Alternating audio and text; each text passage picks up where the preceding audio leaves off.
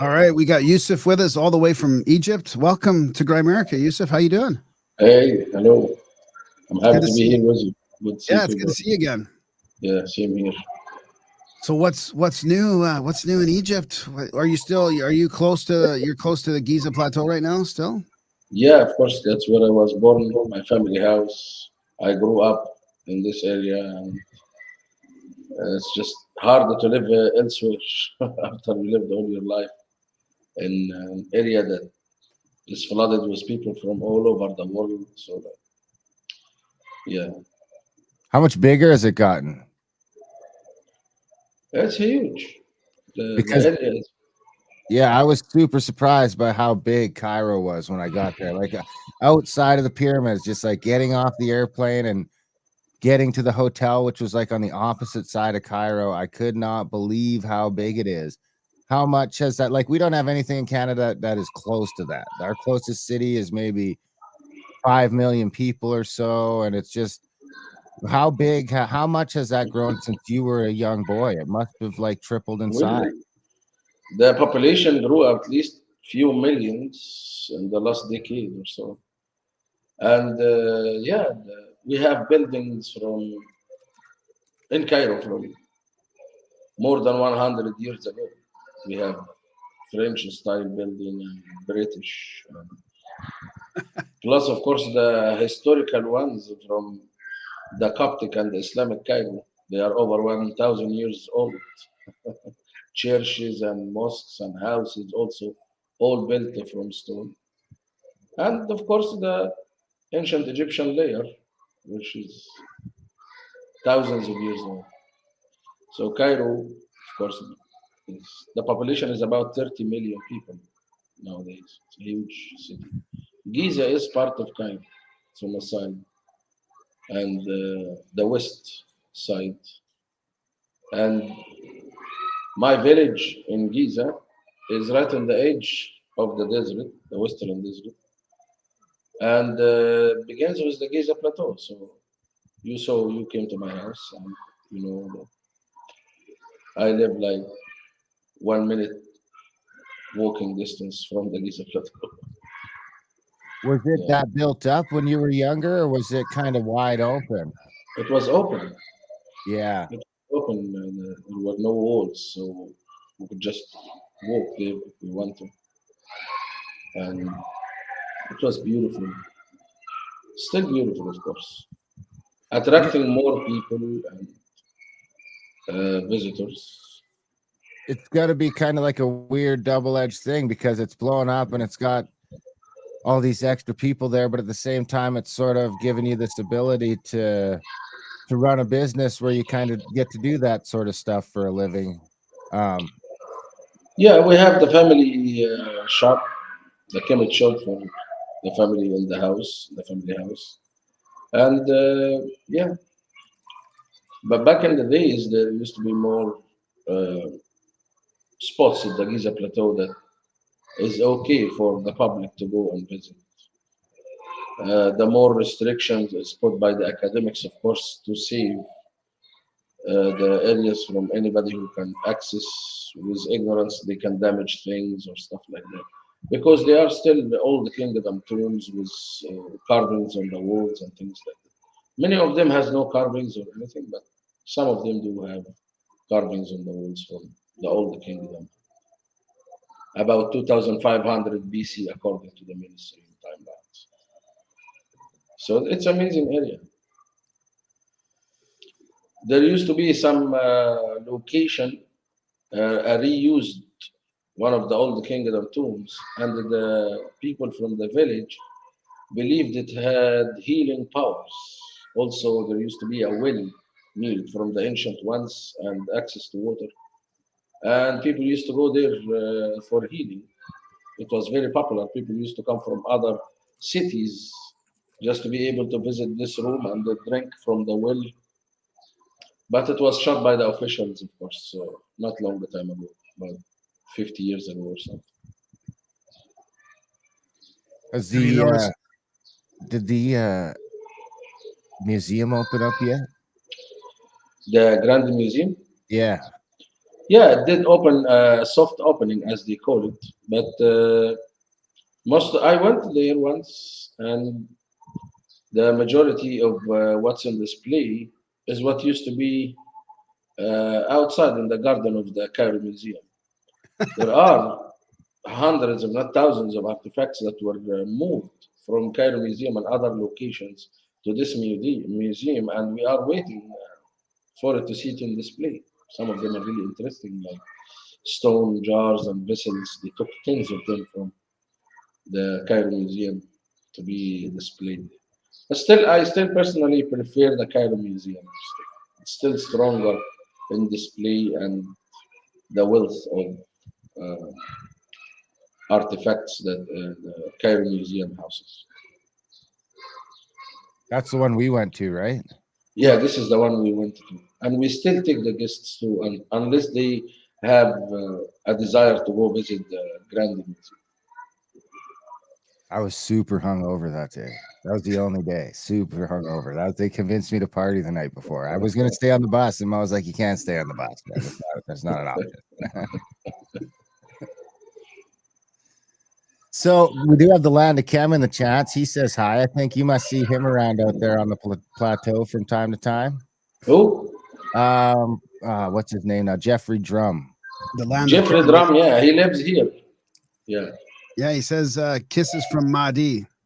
yeah, he lives in Maadi. Maadi is a part of Cairo that most people, there is like a foreign community lives there. Many Americans and Europeans are living there. So those who decide to live here mostly live there. They don't feel that they are far away from home, the same shops, the same society, things like that. A little more English friendly too, probably. Jeffrey been doing a lot of research also, and I wish him really the best. Yeah, I wondered about that. I keep seeing him on social media. I'm like, that's a pretty long trip. It seems like he's living there now. So that's good. Yeah, he started with a couple of trips. I had the honor to guide him around, and now he's, researching on his own with his, I believe, with his lady, and they've been doing great things. I think he's hosting also tours. Yes, I'm sure he's Yeah. hosting tours as well. Yeah, He yeah. became a path opener. That's what we like to call it, a path opener A for what? others to a path opener Yeah, yeah, for yeah. others to walk the path. Yeah, And that's a good way to put it. Yeah. yeah. Yeah. Yeah. Ancient Odysseys is in the chat too. I think she's Yes, with this is Jeffrey the there. one run by his lady.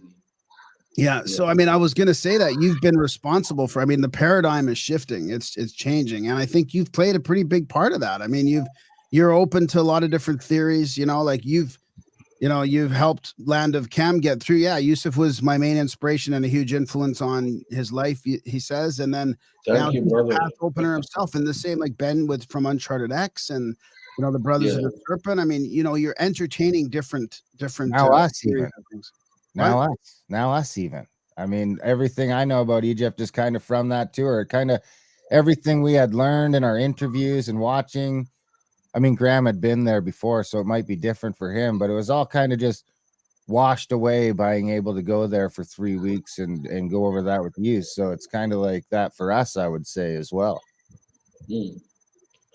Truly, and we like to share the stories from the academics, like the academic information, plus, of course, the alternative, if you can call it that, or the other researches that is a point of interest or mysteries that we cannot be satisfied with the answers and looking for, like trying to get to the bottom of it.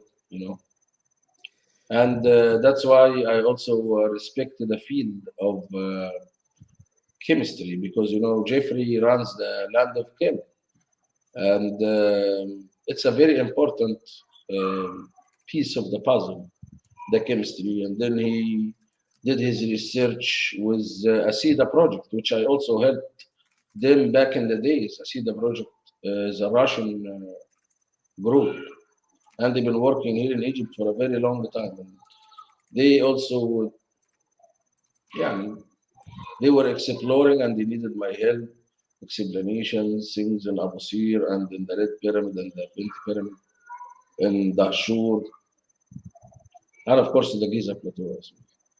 So I love doing that. because I also learned more how, like, a lot of the things I became aware of, I understood about it from guests or friends that we toured together, and we shared the information, and that was the basic idea of creating the Kemet School of Ancient Mysticism. Is a school that we are all the teachers and we are all the students. We are sharing with each other in order to know more and raise the awareness about the ancient civilization, which reflects, of course, on our modern culture and civilization as well.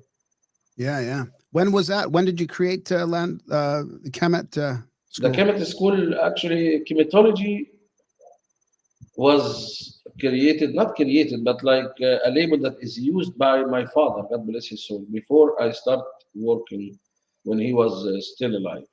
Because he was an official tour guide and archaeologist as well, and he had his own insights about a lot of things, like the challenges of implementation and the ideas of anti-gravity fields and stuff like that. These are the kind of stuff I grew up listening to and seeing my father wondering about the challenges of implementation that includes, like, there are some things that we can understand how they were created, just like when we go to the quarry in Aswan. There are extracting methods that we look at and we immediately recognize how the ancients extracted the granite stone with this method. But there are other tool marks, for example, like the scoop marks. And we hear that the academics say it was created by crushing the stone with the pounders of dolerite. And it didn't make any sense to academics, like engineers. Engineers that are responsible, or like their profession is to work with stone cutting and metal cuttings and things like that. And they didn't see that this method or these tools could leave these patterns that we see in the stone. Makes perfect sense. So this is one simple example of how we can, why we would also look for alternative answers. What Yeah, else yeah. could we put on the table? Doesn't mean we are right, but we are, like, this one topic about the extracting with crushing.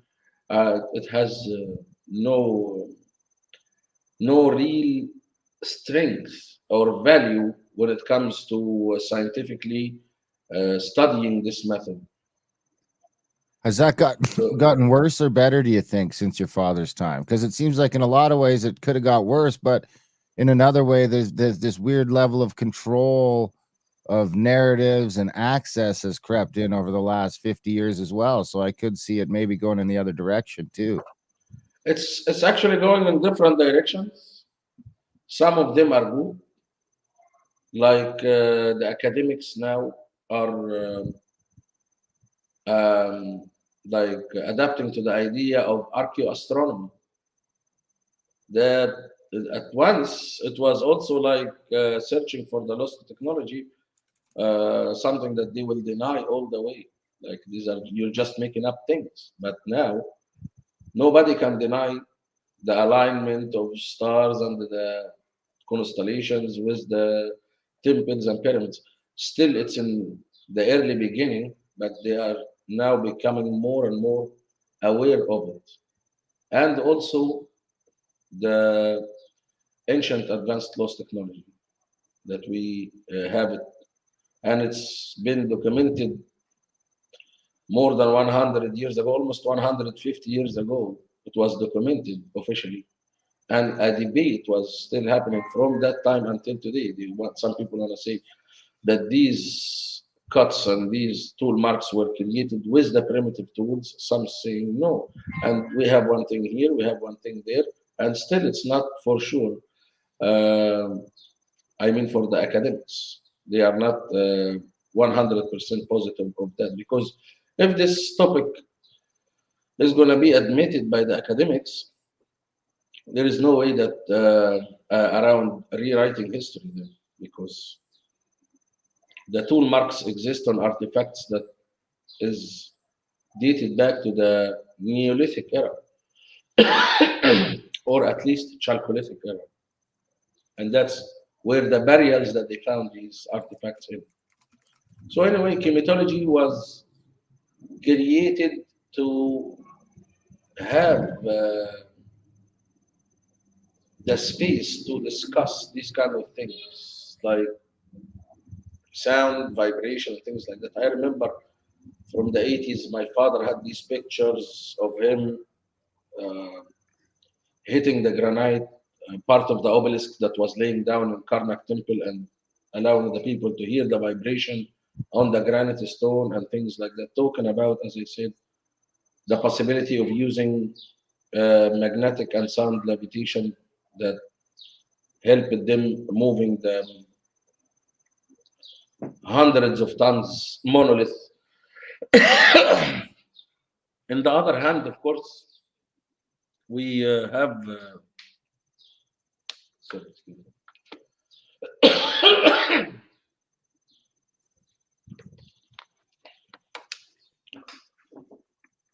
I was saying, on the other hand, we have all the respect. I personally respect the academic information, and also I never underestimate the capability of the dynastic Egyptians, because I've seen what they were capable of, and the achievements of the dynastic Egyptians is mind-boggling as well. But Right. at least we know the methods that they used, and they left clear documentation of how they created things, from stone masonry to sculpting, casting metals, art, everything, cultivation, fishing. They left everything on the scenes. They left back all the kingdom tools, and the ones we call the daily life scenes. So we have this. There is no doubt about it. But we have the older era, the archaic age, and the pre-dynastic. This is the main focus and interest for us researching for the the different industries, as been from the uncharted X, like they call it, the tale of two industries. We have a great couple great questions in the chats. We don't always get those, but after all you've learned, Yousef, this is from Green Tea. Green Tea. If you could speak to your father again, what questions would you ask him? Oh, that's one question, man. Yeah, it's a good one. Yeah.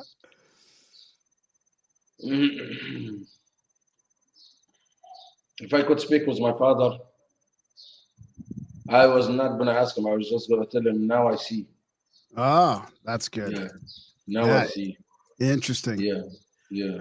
Well, another one from Green Tea is like, what is your biggest question, or what would you like to have access to see excavated? More than what is revealed is enough to start the next phase, in my opinion. And the next phase is experimentations for the activation of the pyramids. So that's what we already have, the pyramids, and we have the interior designs. We have many pyramids that we can see and complete the designs from here and there. I think we have enough. We just need the scientists from different fields to get together and starting to build a model with what we know. And That's yeah, that's a great answer. That's a great answer too. So what do you mean by activation? I mean, that's a pretty interesting word in that context. You know, when you say activating a pyramid. Loaded even. the activation simply means the real function of it, and it's nobody can deny that the pyramid is still active, just from the power of design, the geometrical design, and the alignment, and the earth, the mound, and so there are more than that. There is more than that. So the idea is to build, like people built models, smaller models for pyramids while ago, long time ago, many years ago. And they started to find the pyramid power, the simple things that they just found out of the shape of the pyramid with the same angles and the alignment to the cardinal directions or to the magnetic north specifically. And they created an activation. It's a silent one, and it helped like things to maintain the fresh, like any organic. It actually affected organic and the non-organic materials, affected metals, and it affected water and beef, and so these are really old, perhaps before we were all born, experiments. But for some reason, nobody took this any further, at least publicly. And if somebody did, they did it individually. But we need this, like the reason we are working to trying to prove the existence of an advanced knowledge in the ancient past is to learn from it. So by creating a model of the pyramid with the studies of physicists, and there are other fields of science like archaeoacoustic physics, of course, and chemistry as well, as we were talking. And somehow the ancients had all these different types of science into oneness. It was one knowledge that worked together perfectly, just like nature. So nature, divine, something connected spirituality with dynamics. And my father, I was going to say that yes, you were right, because it shows that what he said briefly, like the pyramids were created for us to live healthier, is something that I experienced myself, and we experience when we go and do the privates inside the pyramids. So no one, as I said, can deny that the pyramid um, has power that affects our bodies and our intellectual abilities and our spirituality as well. So we gain spiritual power and intellectual abilities just from visiting the pyramid. Can you go into more detail about your experience in specifically in there? Yeah, I can tell you briefly. I realized, and this was a while ago, that every time I return back, something in me recognizes what's happening, and it's not logic, or I didn't figure it out logically, but I just felt it, and it's like recharging simply from this energy. There is energy that feeds us when we are visiting inside or around the pyramids. And when I stay away from it, this charge fades away. It doesn't last forever. Then when I return back, my body recognizes it again and welcomes it and That's feed super from it. interesting because a lot of people wouldn't get to, like, when we go there, it's once, or at best, even with Ben and the bros, it's once a year, and you got all these people with you, so you've got this buzz going. So I probably wouldn't even notice that because I'm running on such a buzz already from being in Egypt and being in the pyramid. I really feel like that's the kind of takeaway that only someone who's gone there, dozens and dozens and dozens of time in a work context. So, you're not always stoked to be there. I'm sure it's always exciting, but sometimes it's got to be like, man, baby, I got to go do the pyramid thing tonight. You know, I know I got this and that, but to a certain extent, work creeps in. I know how it goes. You know, we're living the dream, but it still works some days. So I really feel like that's sort of the insight that only someone that's going there in that capacity would pick up on. Yeah, truly. And it's something that I didn't try to figure it out, as I said, logically or anything. I just lived with it. I understood it by my heart, and I'm comfortable with it. And I saw that it also worked on my father before me. And a lot of the things that is awakening in my brain, I remember my father, and he was there. Not just my father, also others who are involved with the field of archaeology or pyramids, and they go there. You can find the transformation that is happening to them. Sometimes it's happening to keepers and guards at the site, and they're turning spiritual somehow. Wow. You know? Yeah, they understand energy. They're more clear. They're more purified. My father himself, I believe, the sites changed him from a tour guide to a spiritual leader.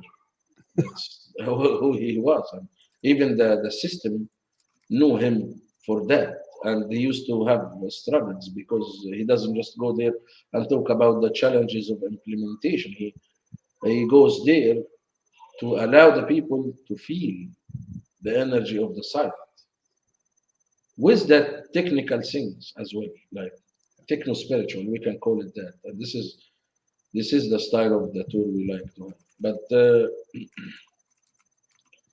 there are limits to this, of course, because some people can take advantage of understanding that, and some people they want to do a priest work. They want to create initiations, and they want to do this, and they want to make rituals and things like that. Of course, the government doesn't allow things like that. But I think feeling or toning are not going to cause any harm to the monument. And for all of us who we love these and admire and respect the ancient monuments, we all like to respect it. And, trying not to cause, of course, anything that will do any damage for it on the short or the long term. Do you think rituals or initiations should be allowed, or would they cause damage, or does it depend on the intention or the type of ritual or initiation? Like, is that something that should be allowed, do you think? With like some people just like to sit and energize. I don't see anything wrong with that. If somebody want to walk with bare feet, that's all right. But like I remember someone came with a rubber hammer and he said, I want to like hit the boxes and there's no way I'm going to help you do that. You know, it still looks like a big hammer and you want to go ahead, hit the granite boxes in the pyramid and in the serapeum. No, I cannot allow this even. Or taking samples or things like that, unless it's with, of course, the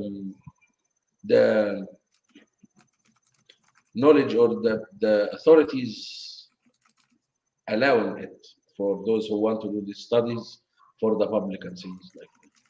But the initiation is created just by being there, in my opinion. And then the other way of convincing you that I am the one who did this for you, that is more like the priest trying to manipulate the masses, I think. Hmm? So the power is at the site, it's at the location. And those who built the structure, they were building it to harness from the natural force that is in this location. So, yeah. Jeffrey Drum, Land of Chem, also asks if you've seen any, have the pyramids, do you know of the pyramids ever getting hit by lightning? I have seen like lightning around the pyramid, but I don't think it hit the pyramid itself. And there are the studies of the piezoelectric theories about the weight and everything. It's one of the good theories that is worth really uh, working on it and having further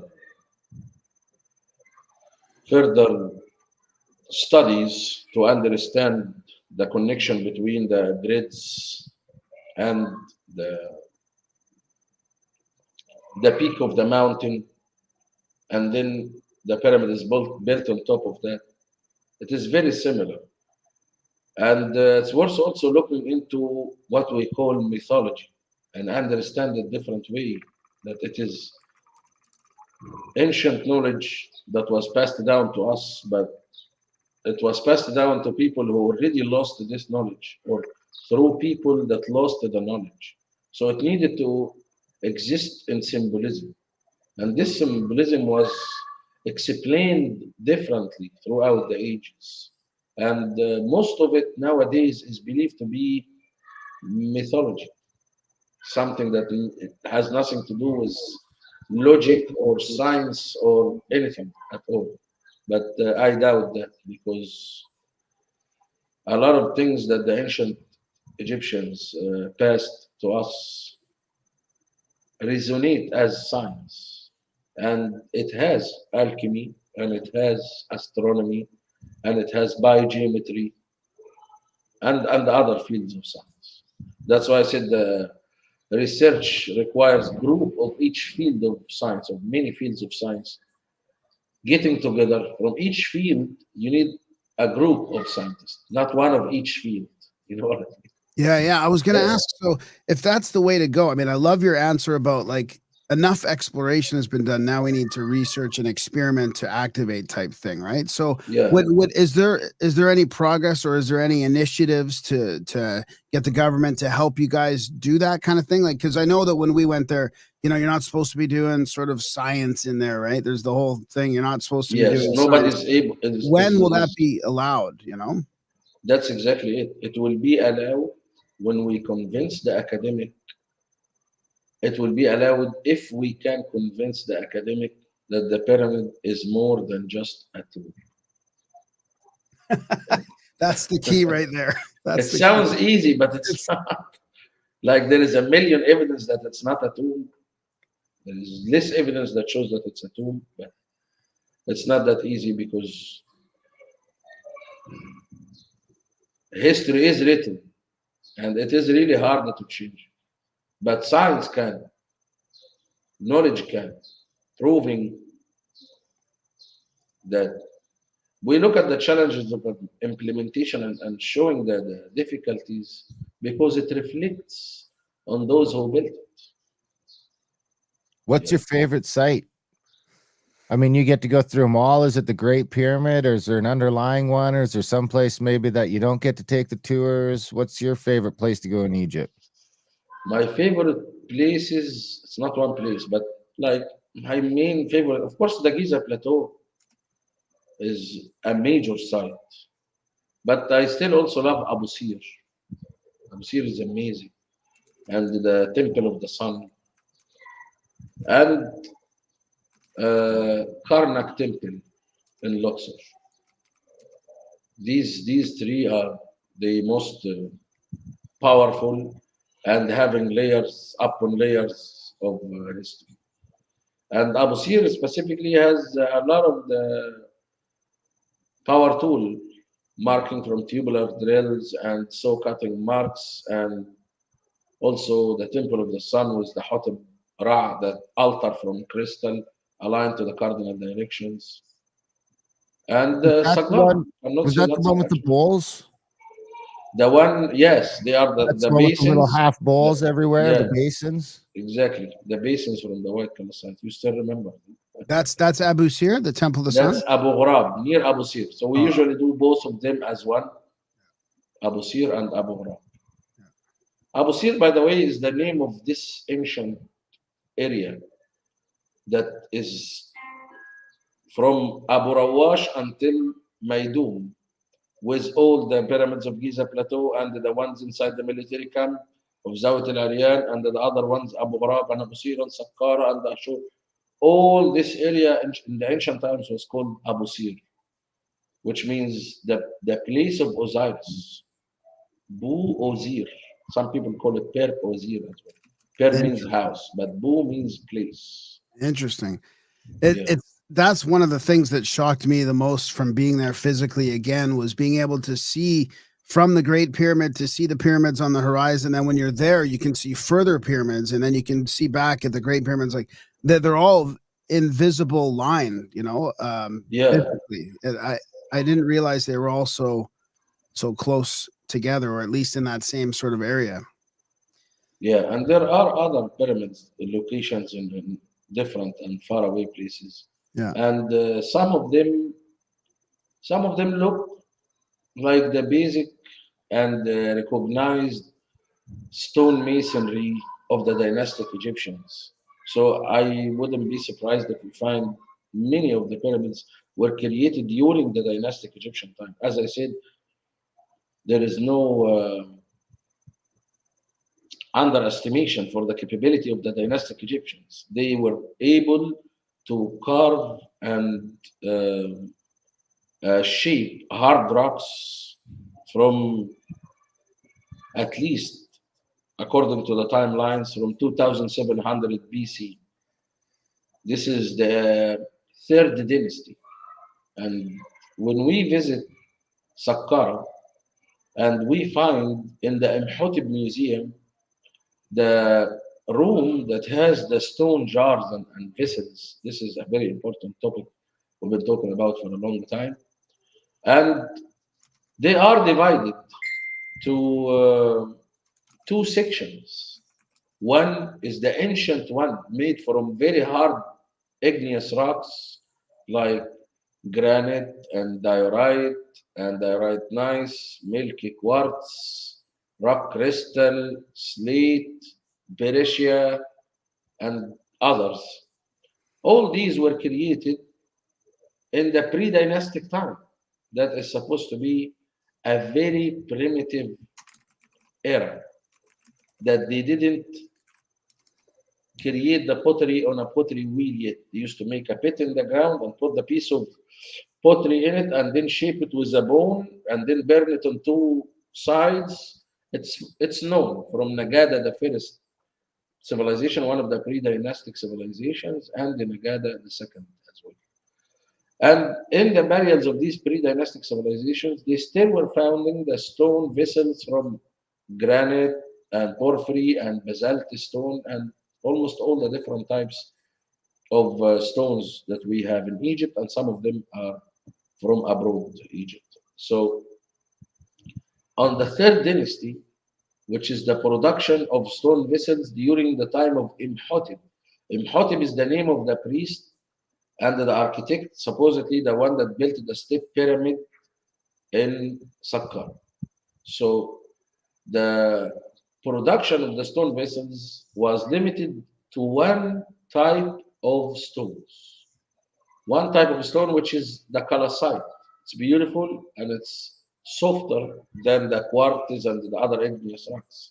And then the dynastic Egyptians showed the tools, which was a branch of wood with a piece of flint and weights. This is the drill that they created from the third dynasty. And the result in the beginning of the third dynasty, what they created was really primitive, that you cannot compare it to the older ones.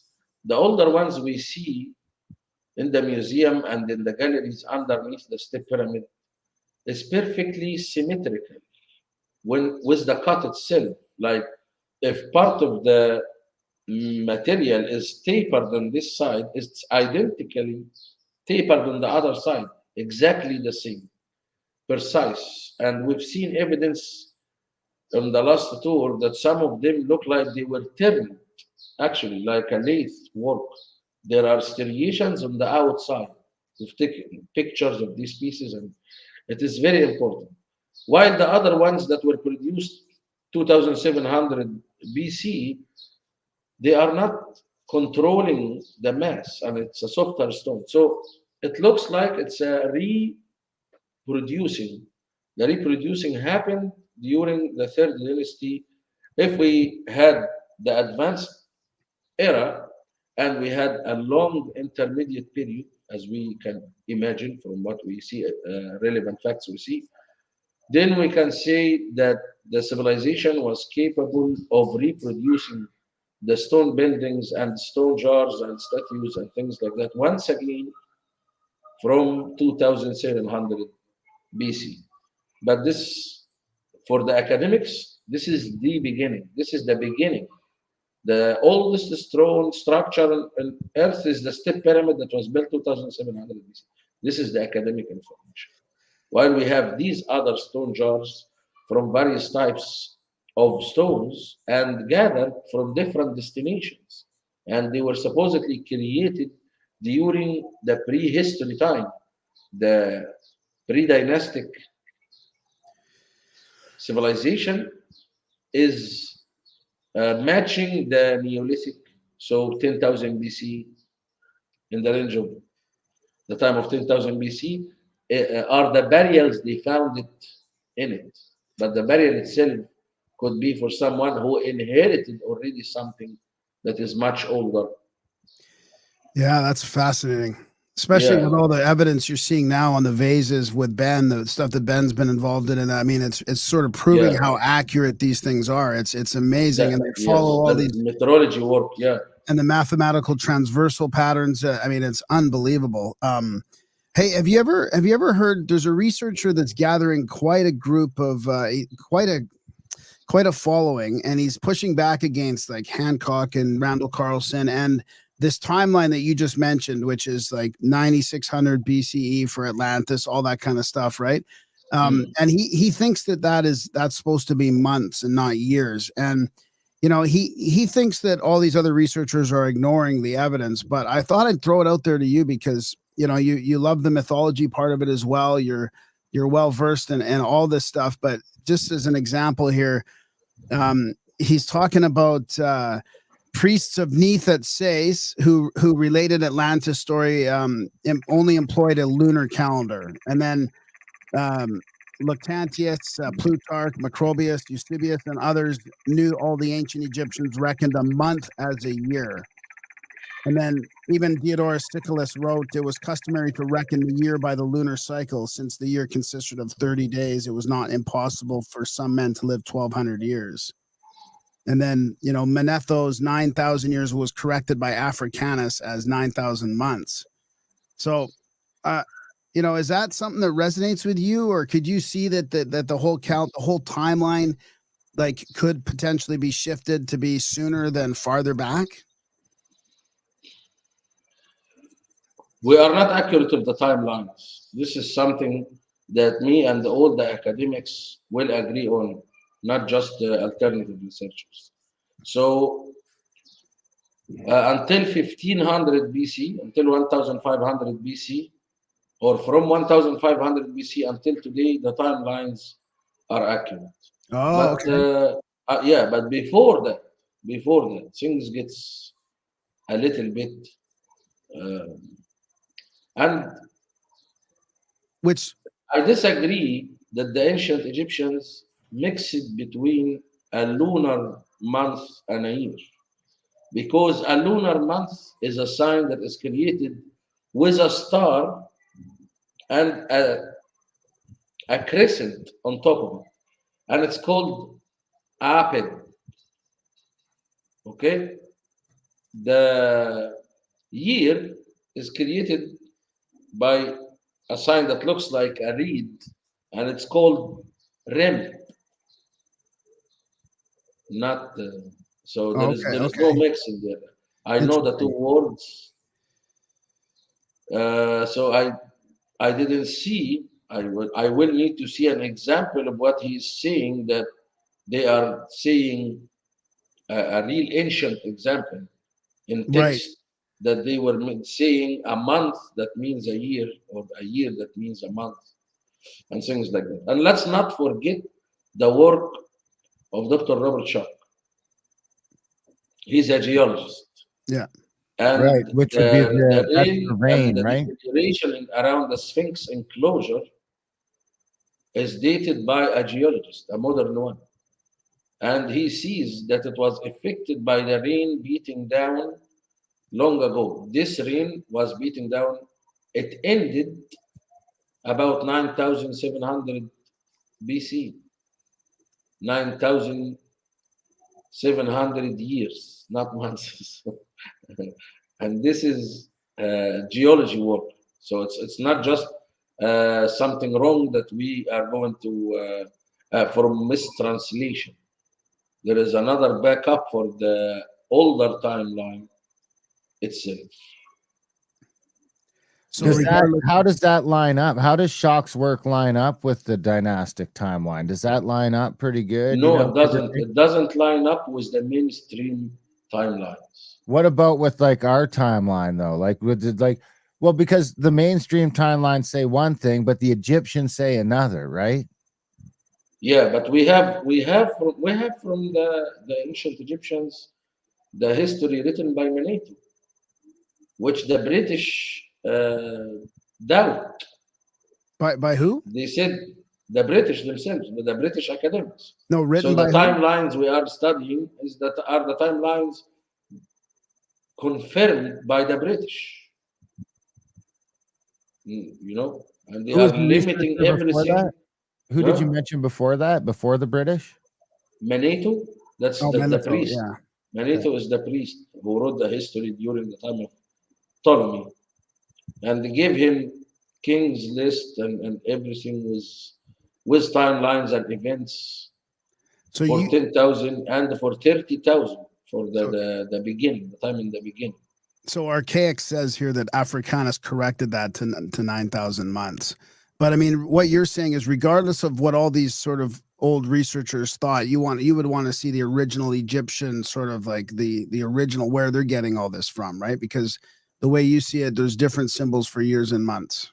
Well, not only that, the Egyptians, the actual Egyptian timeline that goes back to 10 and 30,000 years seems to line up with the geology.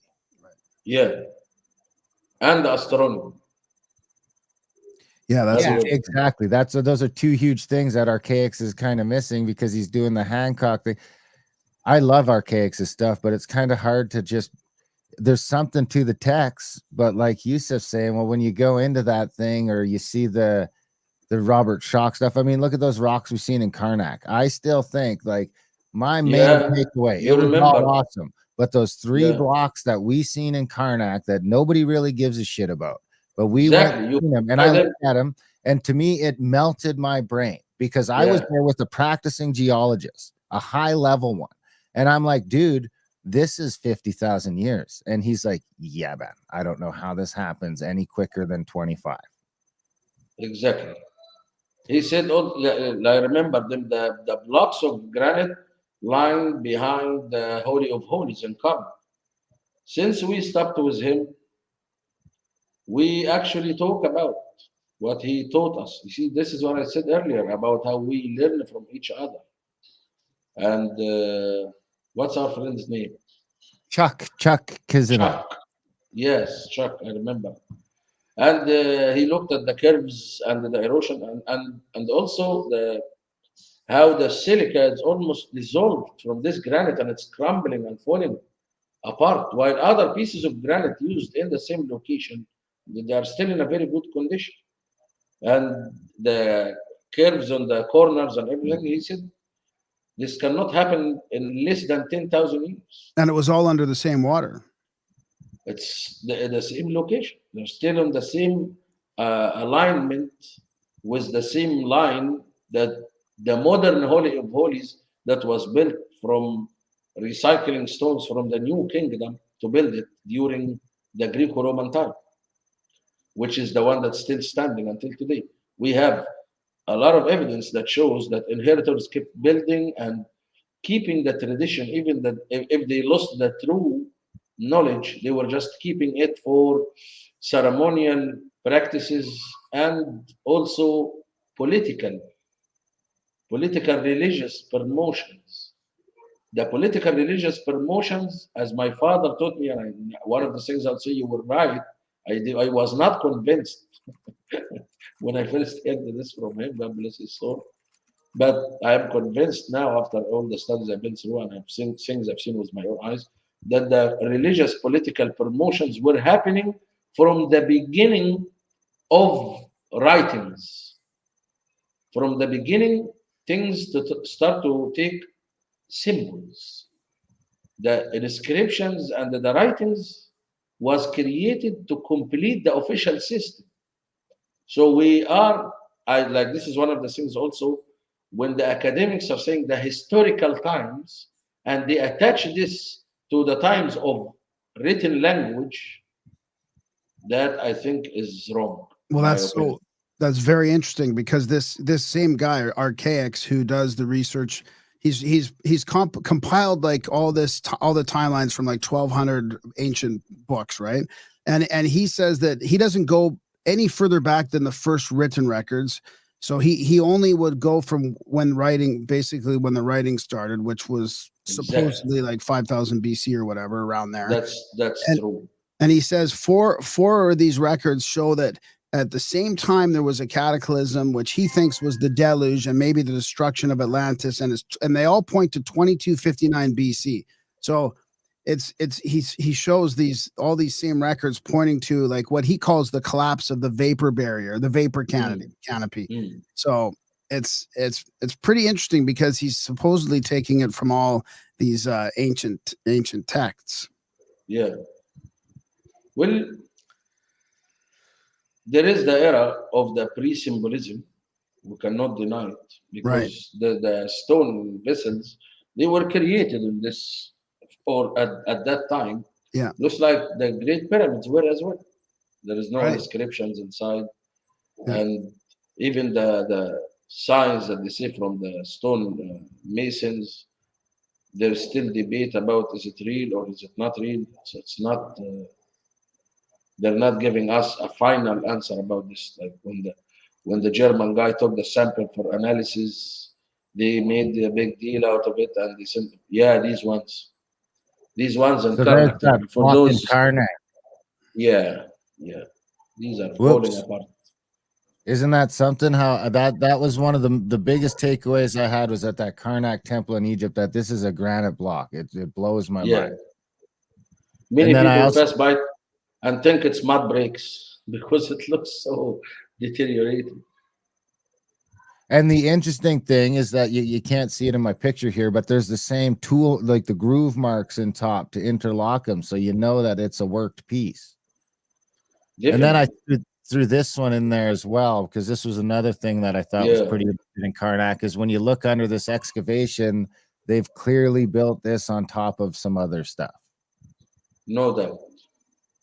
And the academics are aware of this, but they divided the timelines according to the inscriptions. So when archaeologists are putting timelines aside, they are mainly depending on inscriptions. If there are inscriptions from the Middle Kingdom, this is Middle Kingdom. If this is New Kingdom, then it was New Kingdom. Sometimes you find names of 3 different kings on one statue or in one column. And we all know that this was the successor adding his name, like, claiming or politically being promoted by adding his name, or even claiming that he restored the site or renovated the site. It's a famous formula. You can find it in the Middle Kingdom, in the New Kingdom. Inscriptions are not the conclusive evidence to date and relate everything. It is a good evidence, but it's not conclusive 100%. And we get the inscriptions and the books in the Seraphim, for example. This is my favorite. This is my favorite part. Is all these, these massive granite boxes that seem very accurately made, and they're massive, and there's different types of them. Which Jeffrey Drum was mentioning earlier, that they have different, the different type of what does he say here?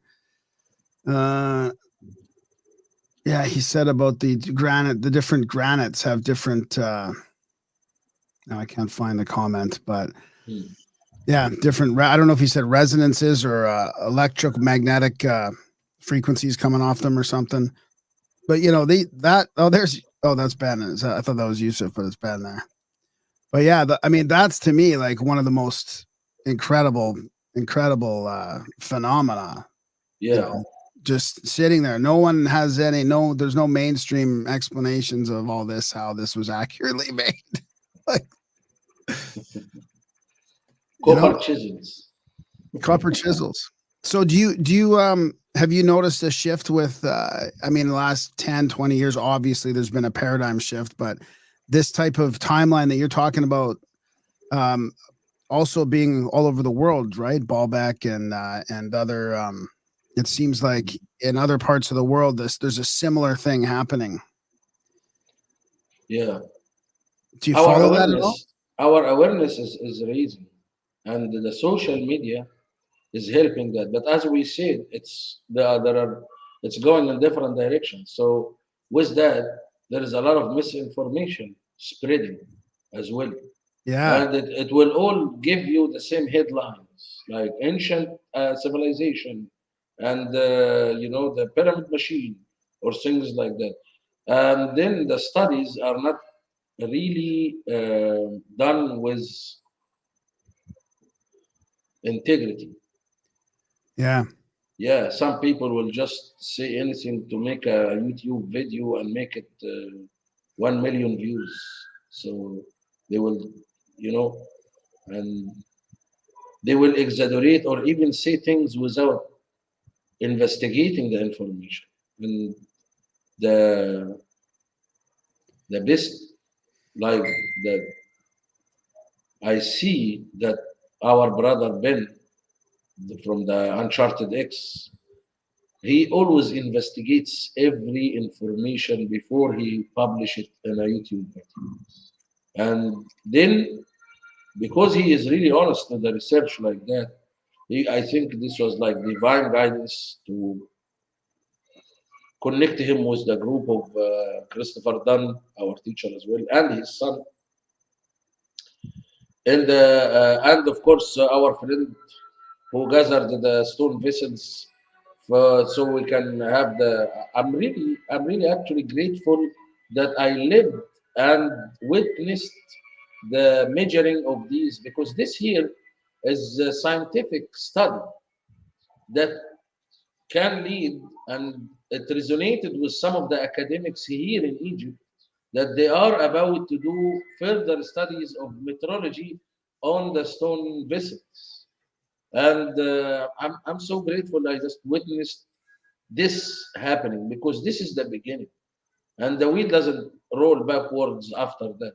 When you have, Well, you're yeah, when you grateful. We're have when grateful you to have the you. result scientifically and academically figured, then we are on the right path, because Yeah, these but are you played a these big stone role in that. vessels. You got to remember that you play a big role in that too. You know, you continuing your father's work and doing these expeditions. Like I was talking to Graham the other day, like it's weird to be rubbing shoulders with guys like Ben and the Brothers of the Serpent that really seem to be picking up the torch for the next generation of this kind of stuff and carrying that ball forward past and doing it, I would argue, at a higher level than Graham Hancock and these guys ever really tried to. I mean, so Yeah, I think that you and Ben, the Brothers of the Serpent, Chris Dunn, that's kind of that circle of the new Egypt. That's like, you know, I'm pretty proud to know you guys and to be along. We were lucky enough. We seen the eclipse with Ben just last week. It was great. yeah, But actually, I'm going to come back, I think, next year with those guys and hang out again. But I that would really be want to great. say that while you're talking about that, we're pretty grateful to have you guys doing that, because I think that you five people are kind of pushing this thing forward begrudgingly, where a lot of people are kind of stopped at fucking aliens. Yeah, thank you so much. I'm honored, of course, just to be mentioned with those who are trying to lead revolutionary studies and awakening as well. And this will reflect in many different levels in our lives. Awareness is very important, not just to know the pyramids, but to live our life with this awareness and knowing that we were once capable of creating these structures that is based on really the knowledge, divine knowledge, or the knowledge of nature, which we are in our evolution in this civilization, are not really in tune with nature and causing all kinds of nasty things to the environment and to ourselves as well. So hopefully this will lead to awareness for all of us to live healthier, inshallah. When I come back, I want to do that Jeep drive. Christian and those guys sent me pictures of them driving the Jeep, those trucks through the desert with the music blast. Yeah. That looked dope. That looked like some super fun stuff. And we got to get you over here because the one main thing I seen in Egypt is like, and it's super cool, but I come from a totally different landscape where in Egypt, it seems like everywhere you go, you're gonna find, if you dig a hole, you're gonna find something that's 1,000 years old, and if you dig it deeper, you're gonna find something that's 10,000 years old. So I wonder, is there places in Egypt? Because where I go out hunting here, I might come around a corner on a river and be like, shit, nobody's been here in a million fucking years. You know, like there's still spots like that. And I had my buddy from Europe out here last year, and he's just like, you know, I'm taking him hunting, and we're walking down a riverbank, and it's completely mundane for me, and he's just gonna stop, and he's like, there's nothing like this in England. Everything's completely cultivated. We can't just come over a bank and find a river that's completely in its natural state that it's been in, you know, since the ice caps melted, probably. Do you got that sort of stuff in Egypt, or is it kind of, is it Of always course, funny? the Nile Valley was occupied with people from the Paleolithic era. Yeah, that might be the Garden of Eden. I mean, it really we have might findings that goes back, like we academics, they call a civilization when they produced something. So human skeletons were found around the Nile Valley for at least 500,000 years, and production of people that lived and produced things like from flint and things like that goes back to, according to academic sources, to 350,000 years. In fact, there are stone tools displayed in the Museum of Civilization here in Egypt that is dated to 2,300,000 years. So yeah, the land here had activities and like human activities in the Nile Valley for hundreds of thousands of years. So how do people find, like, if people wanted to go on tours and stuff, do you guys advertise tours? Can people sign up for you guys, or should they go through somebody like Ben from Uncharted X? Uncharted X or chematology.com. Yeah. When's the next one? We have one, we call it the Primordial Tour. It's going to be in December. And we have the Uncharted X Tour. It's going to be in February. That's the one I might come to. I'm considering coming to the one in February. Yeah, Ben and I were talking about it. I need a couple years between the flights. I mean, it's such a long flight. It takes me 2 weeks to get back on the sleep schedule. It's really something. We improved the itinerary now. So we made it more relaxing. It'll help. It's longer, 16 days, but it's more relaxing, and it has more privates in it. Actually, the last couple of tours were really beautiful. The way we created this last itinerary, we put a lot of things to not to forget that people are spending a vacation. Yeah, that's good. Yeah. It'll help this time too, because I won't have to do all the special permission, or like not the special permission, but the add-on stuff. Like last time, I felt like I had to do all that, so I got to get up at 3 a.m. to go on the balloon ride, and then 2 days later, I'm up at 3 a.m. to go out to that. What's the place called that they actually moved? Abu Simbel. Abu Simbel. Yeah. Abu Simbel. Now we put these as optional. Some people want to do more. Some people want to do less. Some people want to relax. So we have this like day. We decide to make it in Aswan. People can go to Abu Simbel or the Nubian Museum or stay on the boat and then have just afternoon. The itinerary will only have an afternoon visit to Elephantine Island. That's where the box that you were just showing is. This is the one included in the main itinerary, but And the it's optional awesome. ones. Some people Like, are willing to do even more, so we give them that as well. that Elephantine Island thing, I mean, the whole experience of it on the boat with Yeah. the music and all that, it really is something else. It's really magical.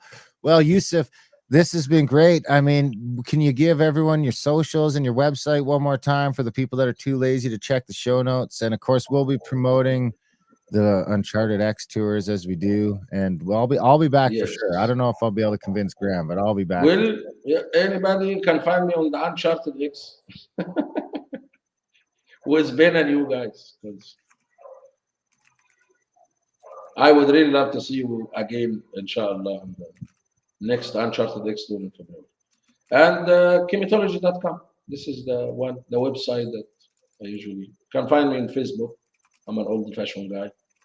I cannot keep up with 1 million things. Twitter and this and this and that. So it's like, yeah, Right on. Thank you. you are welcome. Great to see you again. Great to see you again and talk with you, my friends. Yeah, thanks, Yousef. This has You're been welcome, great. man. We'll have to Habibi. do this again. And like I say, I will if I don't come next year, the year after for sure. But in the next 2 years, I'm coming. I'm gonna come back and hang out. Inshallah. Looking All right. forward to that. All right. Thanks again, Yousef. Have a great Habibi. night. You too. Bye-bye. Bye. And that was a chat with Yousef Awyan. What'd you think? Yeah, that's fantastic. It does make me want to go back and do the whole. I mean, that picture behind you, that was super dope. Oh yeah, that's from the Nile. That's I think that's the temple. I think we're on the Nile and we're looking across there at the temple. Yeah, that's like when we got into Aswan, right? Luxor, probably. It's probably. Oh, Luxor. They're both great. I mean, the Nile, the whole Nile boat thing was my favorite part. The cruising down the Nile. I just wish it was like back in the day cruising down the Nile, because like I grew up watching National Geographic Explorer all the time, and they always had the Nile stuff, and it was always like crocodiles and giant Nile perch. And then they built that dam, and I guess that's not really, I went there and I was talking to some of the local guys, and they're like, well, since they built the dam, that kind of stuff don't really happen down there. Yeah. There's no crocodiles anymore. And I went to the place where there's supposed to be crocodiles.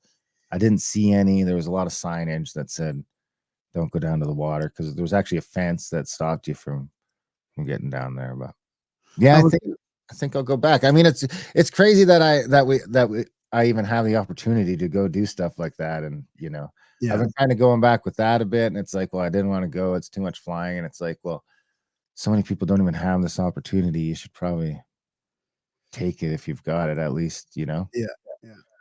Yeah, I was gonna ask him a bit about the people and the tourism and how poor, like being there after 30 years, I guess 33 years or whatever, coming back and then seeing the garbage still on the canals and it just feels like there's not much being done for the people, And I mean, we're looking at the population of Toronto, like 2.6 million, and then Cairo 22 million. I mean, that's pretty crazy. But I don't know, just I feel like they're kind of stuck in this poverty, in general over there. Yeah, I would agree with that. I mean, yeah, well, I don't know that they have a lot of money in general. No, but I mean, they're one of the biggest tourists. Good at distributing it. Yeah. Yeah, but I get it. Biggest tourist in the thing, but dude, 30 million people just in Cairo. Yeah. That's like almost the population of Canada just in Cairo.